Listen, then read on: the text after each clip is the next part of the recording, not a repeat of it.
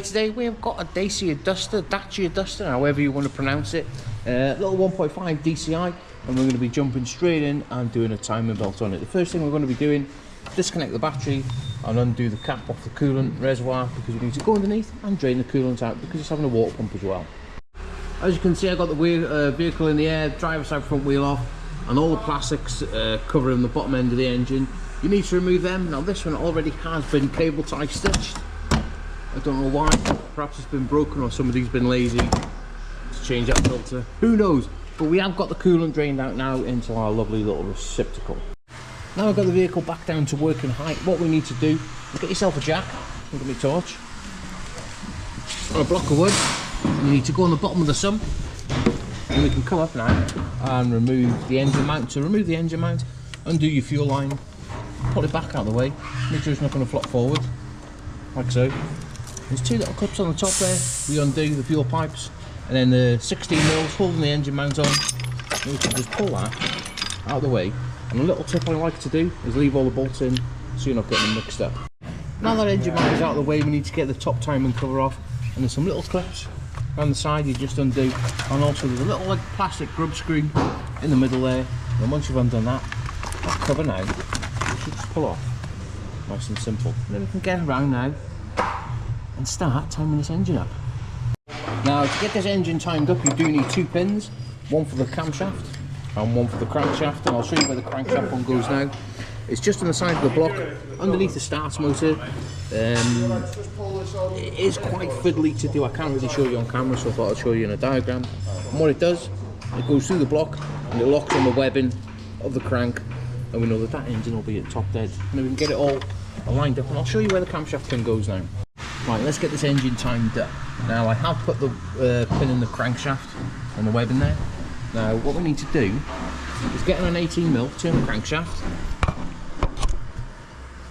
Now I have marked it yellow by there, and there's a hole in the head where it's got where that pin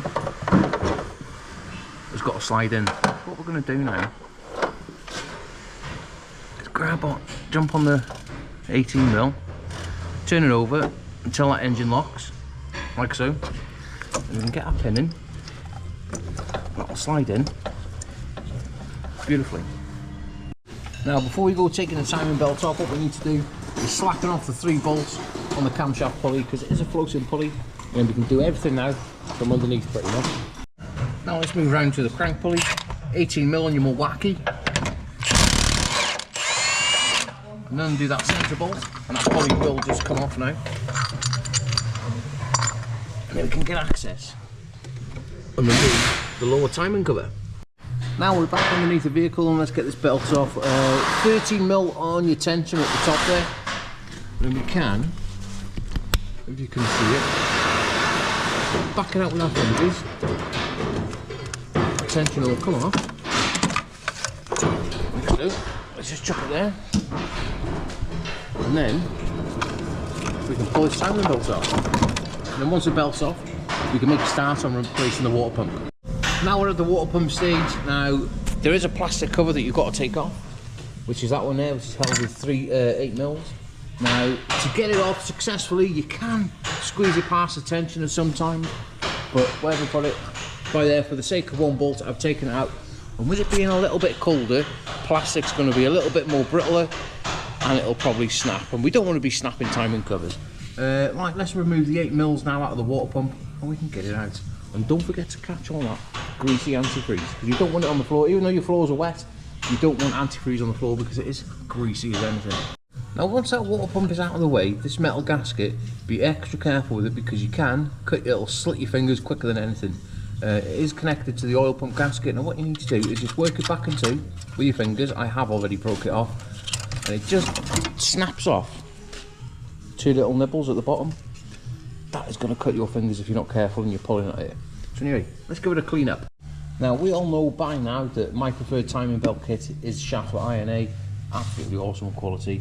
We've got a brand new gasket. Remember, do not put silicone on it. But before we fit it, get yourself some 3M Scotch pad and make sure that that surface up there is spotless.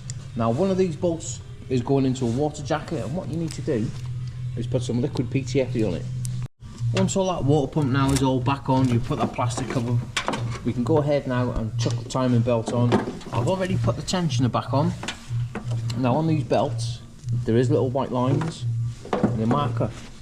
They line up, should I say, to all the little dots on all the pulleys. So you can't really, as long as that engine's locked up, you can't get it wrong.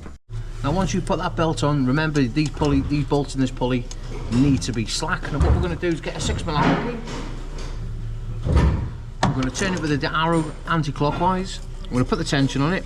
And I don't know if you're going to be able to see, this little pointer down here now will align up with that mark there.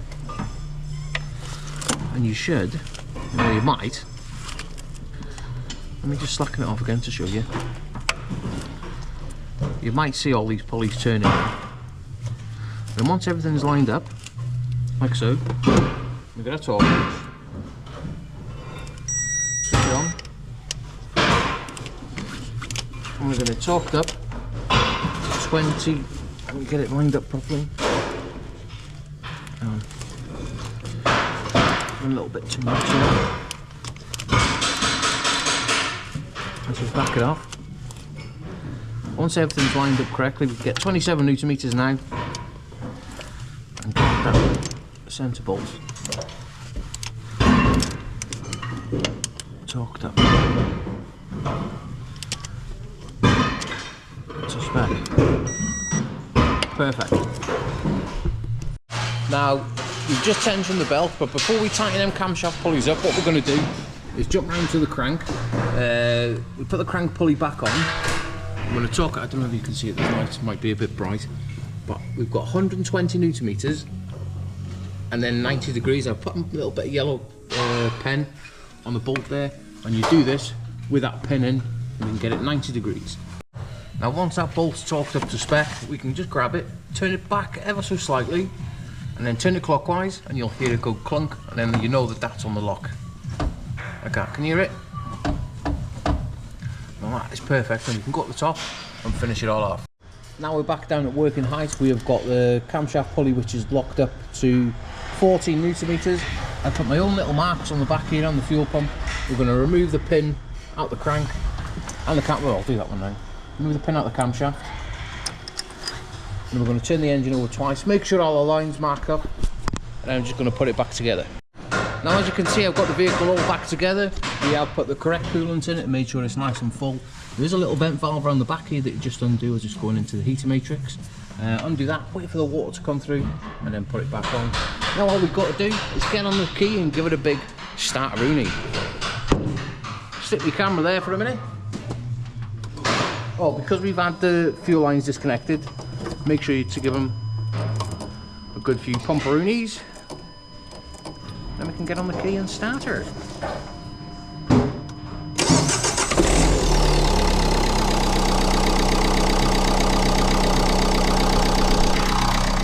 Absolutely beautiful. Now while we're waiting for that vehicle to get up to temperature and make sure the fans are cutting in as it should do, we're going to be checking that we've got no leaks whatsoever, and also I'm going to be putting them under, well, will I put them on? No. I have got another fault with the vehicle, which is an upstream turbo pressure sensor fault. We all know that the pipes are going to be blocked. Once I'm happy with that, we're going to get off the ramp and give it a big send. Let's get it sent.